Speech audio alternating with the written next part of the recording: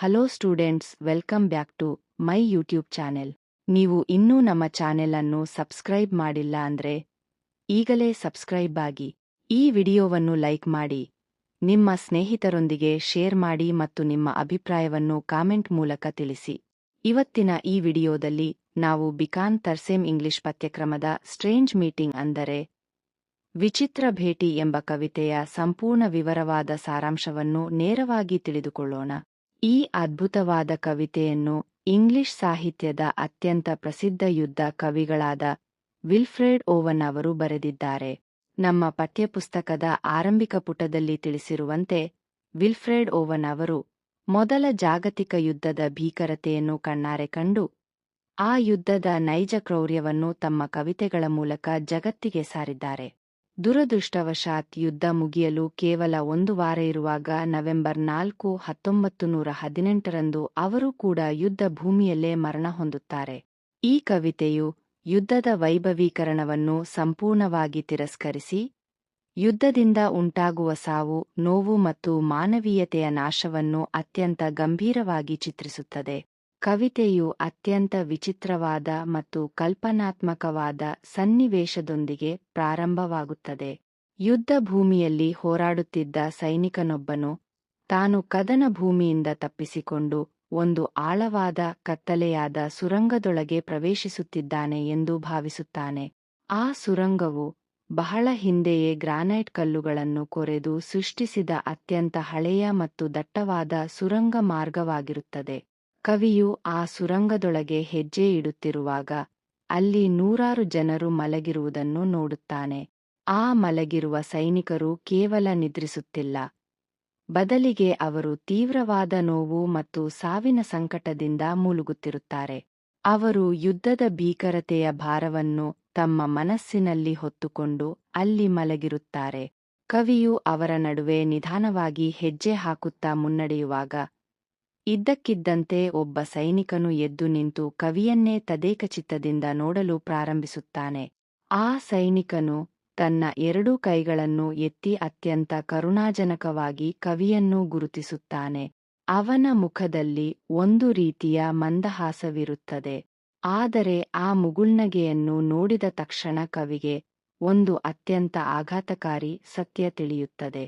ಅದೇನೆಂದರೆ, ತಾನು ಪ್ರವೇಶಿಸಿರುವ ಆ ಕತ್ತಲೆಯ ಸುರಂಗ ಬೇರೇನೂ ಅಲ್ಲ, ಅದು ನರಕವಾಗಿರುತ್ತದೆ ಮತ್ತು ಆ ಮಲಗಿರುವವರೆಲ್ಲರೂ ಯುದ್ಧದಲ್ಲಿ ಮರಣ ಹೊಂದಿದ ಸೈನಿಕರಾಗಿರುತ್ತಾರೆ. ನರಕದ ಆ ಕತ್ತಲೆಯ ವಾತಾವರಣದಲ್ಲಿ ಯಾವುದೇ ರಕ್ತದ ಕಲೆಗಳು ಕಾಣಿಸುವುದಿಲ್ಲ ಮತ್ತು ಅಲ್ಲಿ ಯಾವುದೇ ಬಂದೂಕುಗಳ ಗದ್ದಲ ಅಥವಾ ಯುದ್ಧದ ಅಬ್ಬರ ಕೇಳಿಸುವುದಿಲ್ಲ. ಆದರೆ ಅಲ್ಲಿರುವ ಪ್ರತಿಯೊಬ್ಬ ಸೈನಿಕನ ಮುಖದಲ್ಲೂ ಯುದ್ಧದ ತೀವ್ರವಾದ ನೋವು ಮತ್ತು ಸಂಕಟದ ಗೆರೆಗಳು ಎದ್ದು ಕಾಣುತ್ತಿರುತ್ತವೆ.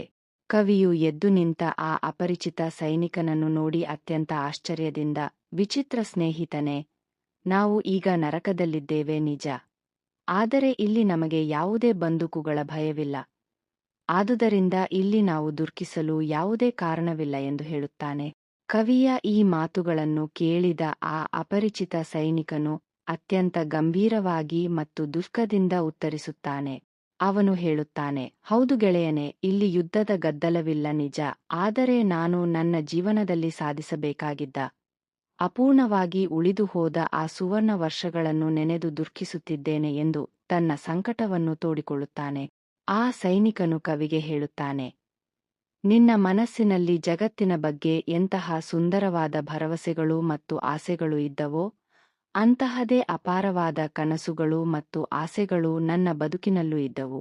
ನಾನು ಈ ಜಗತ್ತಿನಲ್ಲಿ ಅತ್ಯಂತ ಮುಕ್ತವಾಗಿ ಪ್ರಕೃತಿಯ ಸೌಂದರ್ಯವನ್ನು ಆಸ್ವಾದಿಸುತ್ತಾ ಬದುಕಲು ಬಯಸಿದ್ದೆ. ಜಗತ್ತಿನ ಅತ್ಯಂತ ಸುಂದರವಾದ ಜೀವಿಗಳ ಪ್ರೀತಿಯನ್ನು ಪಡೆಯಬೇಕು ಎಂಬುದು ನನ್ನ ಕನಸಾಗಿತ್ತು. ಆದರೆ ಆ ಸೌಂದರ್ಯವು ಕೇವಲ ಕಣ್ಣುಗಳಲ್ಲಿ ಅಥವಾ ಹೆಣ್ಣಿನ ಕೇಶರಾಶಿಯಲ್ಲಿ ಇರುವುದಿಲ್ಲ, ಬದಲಿಗೆ ಅದು ಹರಿದು ಹೋಗುವ ಪ್ರತಿಯೊಂದು ಕ್ಷಣದ ನೈಸರ್ಗಿಕ ಸುಖದಲ್ಲಿ ಇರುತ್ತದೆ ಎಂಬುದು ನನಗೆ ತಿಳಿದಿತ್ತು. ಆದರೆ ಯುದ್ಧವು ನನ್ನ ಆ ಎಲ್ಲಾ ಸುಂದರವಾದ ಕನಸುಗಳನ್ನು ಒಂದೇ ಕ್ಷಣದಲ್ಲಿ ನಾಶ ಮಾಡಿಬಿಟ್ಟಿತು. ನಾನು ಬದುಕಿದ್ದರೆ ಈ ಜಗತ್ತಿಗೆ ಶಾಂತಿಯ ಮಾರ್ಗದ ಮೂಲಕ ಬಹಳಷ್ಟು ಉತ್ತಮ ಕೊಡುಗೆಗಳನ್ನು ನೀಡಬಹುದಿತ್ತು. ನನ್ನ ಕಲೆಯ ಮೂಲಕ, ನನ್ನ ಆಲೋಚನೆಗಳ ಮೂಲಕ ಜನರಲ್ಲಿ ಸಂತೋಷವನ್ನು ತುಂಬಬಹುದಿತ್ತು. ಆದರೆ ಈಗ ಆ ಎಲ್ಲಾ ವರ್ಷಗಳು ಅಪೂರ್ಣವಾಗಿ, ಕೇವಲ ಶೂನ್ಯವಾಗಿ ಉಳಿದುಹೋಗಿವೆ ಎಂದು ತೀವ್ರವಾಗಿ ಪರಿತಪಿಸುತ್ತಾನೆ. ಆ ಅಪರಿಚಿತ ಸೈನಿಕನು ಯುದ್ಧದ ನೈಜ ಸ್ವರೂಪವನ್ನು ಅತ್ಯಂತ ಮಾರ್ಮಿಕವಾಗಿ ವಿವರಿಸುತ್ತಾನೆ. ಅವನು ಹೇಳುತ್ತಾನೆ, ಯುದ್ಧ ಎನ್ನುವುದು ಕೇವಲ ದೇಶಭಕ್ತಿಯ ಅಥವಾ ವೀರತ್ವದ ವಿಷಯವಲ್ಲ, ಅದು ಕೇವಲ ಕ್ರೌರ್ಯ ಮತ್ತು ರಕ್ತಪಾತದ ಪರಮಾವಧಿಯಾಗಿದೆ. ನಾನು ಯುದ್ಧ ಭೂಮಿಯಲ್ಲಿ ಕಂಡ ಅತ್ಯಂತ ಕಹಿಯಾದ ಸತ್ಯವೇನೆಂದರೆ, ಯುದ್ಧದ ಕರುಣೆ ಅಥವಾ ಪ್ರಕೃತಿಯ ನೈಜ ಅನುಕಂಪವು ಯುದ್ಧದ ರಕ್ತದ ಮಡುವಿನಲ್ಲಿ ಸಂಪೂರ್ಣವಾಗಿ ಕರಗಿ ಹೋಗುತ್ತದೆ. ಜಗತ್ತಿನ ಜನರು ಯುದ್ಧವನ್ನು ಅತ್ಯಂತ ವೈಭವೀಕರಿಸುತ್ತಾರೆ, ವಿಜಯಶಾಲಿಗಳನ್ನು ಕೊಂಡಾಡುತ್ತಾರೆ. ಆದರೆ ಆ ವಿಜಯದ ಹಿಂದೆ ಅದೆಷ್ಟೋ ಸಾವಿರಾರು ಯುವಕರ ಕನಸುಗಳು ಮತ್ತು ಜೀವಗಳು ಬಲಿಯಾಗಿರುತ್ತವೆ ಎಂಬ ಸತ್ಯವನ್ನು ಯಾರೂ ಯೋಚಿಸುವುದಿಲ್ಲ. ಮುಂದಿನ ದಿನಗಳಲ್ಲಿ ಜನರು ನಾವು ಬಿಟ್ಟು ಹೋದ ಈ ಅಪೂರ್ಣ ಜಗತ್ತಿನಿಂದಲೇ ತೃಪ್ತಿಪಡಬೇಕಾಗುತ್ತದೆ, ಅಥವಾ ಮತ್ತಷ್ಟು ವಿನಾಶದ ಕಡೆಗೆ ಸಾಗುತ್ತಾರೆ ಎಂದು ಕಟುವಾಗಿ ನುಡಿಯುತ್ತಾನೆ. ಅವನು ತನ್ನ ವಾದವನ್ನು ಮುಂದುವರಿಸುತ್ತಾ, ಮುಂದಿನ ತಲೆಮಾರಿನ ಜನರು ನಾವು ಮಾಡಿದ ತಪ್ಪನ್ನೇ ಮತ್ತೆ ಮಾಡುತ್ತಾರೆ. ಅವರು ಮತ್ತಷ್ಟು ರಕ್ತಪಾತವನ್ನು ಸೃಷ್ಟಿಸುತ್ತಾರೆ ಮತ್ತು ದೇಶದ ಹೆಸರಿನಲ್ಲಿ, ಧರ್ಮದ ಹೆಸರಿನಲ್ಲಿ ಪರಸ್ಪರ ಕೊಲ್ಲಲು ಮುಂದಾಗುತ್ತಾರೆ. ಅವರು ತಮ್ಮ ರಥದ ಚಕ್ರಗಳಿಗೆ ಮನುಷ್ಯರ ರಕ್ತವನ್ನು ಇಂಧನವಾಗಿ ಬಳಸಿ ಮುನ್ನಡೆಯುತ್ತಾರೆ. ಆ ಸಮಯದಲ್ಲಿ ನಾನು ಬದುಕಿದ್ದರೆ, ನನ್ನ ಜ್ಞಾನ ಮತ್ತು ನೆನಪುಗಳ ಮೂಲಕ ಅವರ ಮನಸ್ಸನ್ನು ಬದಲಾಯಿಸಬಹುದಿತ್ತು. ಅವರ ಕಣ್ಣುಗಳನ್ನು ಒರೆಸಿ ಅವರಿಗೆ ಶಾಂತಿಯ ಮಹತ್ವವನ್ನು ತಿಳಿಸಬಹುದಿತ್ತು. ನನ್ನಲ್ಲಿ ಅಂತಹ ಅದ್ಭುತವಾದ ಜ್ಞಾನ ಮತ್ತು ಮಾನವೀಯತೆಯ ಮೌಲ್ಯಗಳಿದ್ದವು. ಆದರೆ ಯುದ್ಧದ ಕ್ರೂರ ನಿಯಮಗಳು ನನ್ನ ಆ ಎಲ್ಲಾ ಸಾಮರ್ಥ್ಯವನ್ನು ಮಣ್ಣುಪಾಲು ಮಾಡಿಬಿಟ್ಟವು.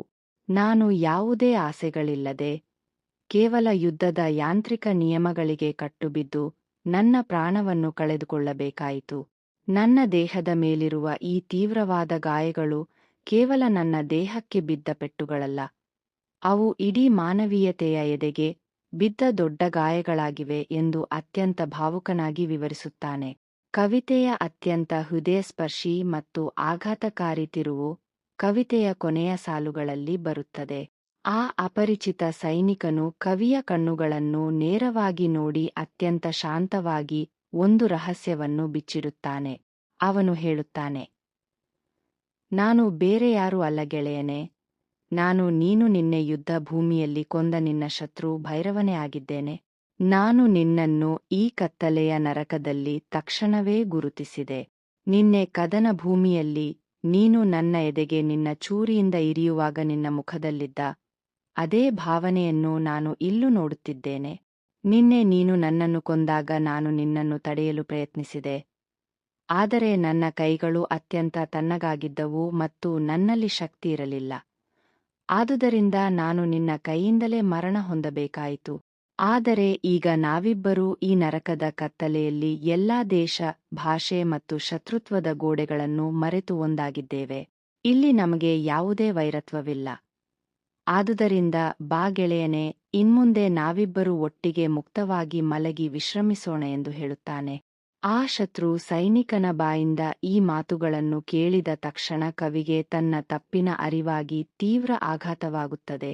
ಯುದ್ಧ ಭೂಮಿಯಲ್ಲಿ ತಾನು ಶತ್ರು ಎಂದು ಭಾವಿಸಿ ಕೊಂದ ವ್ಯಕ್ತಿ ತನ್ನಂತೆಯೇ ಮುದ್ದಾದ ಕನಸುಗಳನ್ನು ಹೊಂದಿದ್ದ, ತನ್ನಂತೆಯೇ ಒಬ್ಬ ಸಾಮಾನ್ಯ ಮನುಷ್ಯನೇ ಆಗಿದ್ದ ಎಂಬ ಸತ್ಯ ಅವನಿಗೆ ಅರ್ಥವಾಗುತ್ತದೆ.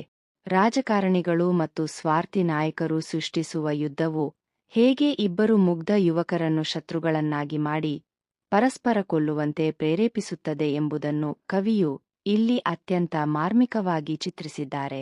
ನರಕದ ಆ ಮುಕ್ತಾಯದ ಸಾಲುಗಳು ಕೇವಲ ಇಬ್ಬರು ಸೈನಿಕರ ಪುನರ್ಮಿಲನವಲ್ಲ, ಬದಲಿಗೆ ಇಡೀ ಜಗತ್ತಿಗೆ ವಿಲ್ಫ್ರೆಡ್ ಓವನ್ ಅವರು ನೀಡಿರುವ ಶಾಂತಿಯ ಅತ್ಯಂತ ದೊಡ್ಡ ಸಂದೇಶವಾಗಿದೆ.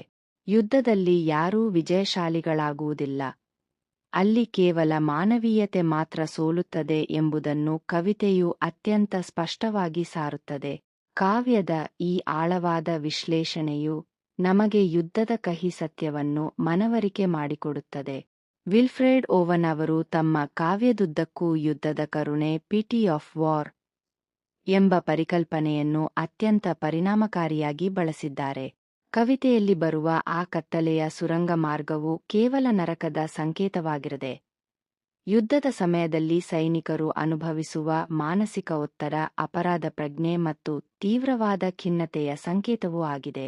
ಯುದ್ಧ ಭೂಮಿಯಲ್ಲಿ ಶತ್ರುಗಳನ್ನು ಕೊಂದ ನಂತರ ಒಬ್ಬ ಸೈನಿಕನ ಮನಸ್ಸಿನಲ್ಲಿ ಮೂಡುವ ಅಪರಾಧ ಪ್ರಜ್ಞೆಯು ಅವನನ್ನು ಹೇಗೆ ಜೀವಂತವಾಗಿಯೇ ನರಕದ ಯಾತನೆಗೆ ತಳ್ಳುತ್ತದೆ ಎಂಬುದನ್ನು ಕವಿಯು ಇಲ್ಲಿ ತಮ್ಮ ಸ್ವಂತ ಅನುಭವದ ಹಿನ್ನೆಲೆಯಲ್ಲಿ ಚಿತ್ರಿಸಿದ್ದಾರೆ. ಕವಿಯು ಸ್ವತಃ ಯುದ್ಧದಲ್ಲಿ ಭಾಗವಹಿಸಿ, ಅಲ್ಲಿನ ಕಠಿಣ ಪರಿಸ್ಥಿತಿಯಿಂದಾಗಿ ಮಾನಸಿಕ ಕಾಯಿಲೆಗೆ ತುತ್ತಾಗಿದ್ದ ವಿಷಯವನ್ನು ಪಠ್ಯಪುಸ್ತಕದ ಆರಂಭಿಕ ಪುಟದಲ್ಲಿ ವಿವರಿಸಲಾಗಿದೆ. ಈ ಕವಿತೆಯು ಇಂದಿನ ಆಧುನಿಕ ಜಗತ್ತಿಗೂ ಅತ್ಯಂತ ಪ್ರಸ್ತುತವಾದುದಾಗಿದೆ. ಇಂದು ಜಗತ್ತಿನಾದ್ಯಂತ ದೇಶಗಳು ತಮ್ಮ ಭದ್ರತೆ ಮತ್ತು ಶಕ್ತಿಯ ಪ್ರದರ್ಶನಕ್ಕಾಗಿ ಕೋಟ್ಯಂತರ ರೂಪಾಯಿಗಳನ್ನು ಖರ್ಚು ಮಾಡಿ ಮಾರಕಾಸ್ತ್ರಗಳನ್ನು ಸಿದ್ಧಪಡಿಸುತ್ತಿವೆ. ಆದರೆ ಆ ಎಲ್ಲಾ ಯುದ್ಧಗಳ ಅಂತಿಮ ಪರಿಣಾಮ ಕೇವಲ ವಿನಾಶ ಮತ್ತು ಸಾವಿರಾರು ಮುಗ್ಧ ಜೀವಗಳ ಬಲಿಯಾಗಿರುತ್ತದೆ ಎಂಬುದನ್ನು ಈ ಕಾವ್ಯಭಾಗವು ನಮಗೆ ನೆನಪಿಸುತ್ತದೆ.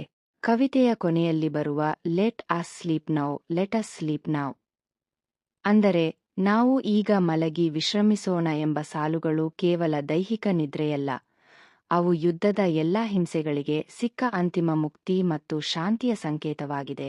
ಕಾವ್ಯವು ಕೇವಲ ಶತ್ರುತ್ವವನ್ನು ಸಾರದೆ, ಸಾವು ಮತ್ತು ನರಕದ ವಾತಾವರಣದಲ್ಲೂ ಮನುಷ್ಯರ ನಡುವೆ ಮೂಡಬಹುದಾದ ಸಹೋದರತ್ವ ಹಾಗೂ ಕ್ಷಮಾಪಣೆಯ ಶ್ರೇಷ್ಠ ಗುಣವನ್ನು ಅತ್ಯಂತ ಹೃದಯಸ್ಪರ್ಶಿಯಾಗಿ ಎತ್ತಿ ಹಿಡಿಯುತ್ತದೆ. ಅಂತಿಮವಾಗಿ ಈ ಕಾವ್ಯಭಾಗವು ಬಿ.ಕಾಂ 3ನೇ ಸೆಮಿಸ್ಟರ್ ವಿದ್ಯಾರ್ಥಿಗಳಿಗೆ ಕೇವಲ ಪರೀಕ್ಷೆಯ ದೃಷ್ಟಿಯಿಂದಷ್ಟೇ ಅಲ್ಲದೆ, ಜೀವನದ ಮಹತ್ತರವಾದ ಮಾನವೀಯ ಮೌಲ್ಯಗಳನ್ನು ಮತ್ತು ಶಾಂತಿಯ ಮಹತ್ವವನ್ನು ಕಲಿಸುವಲ್ಲಿ ಅತ್ಯಂತ ಯಶಸ್ವಿಯಾಗಿದೆ.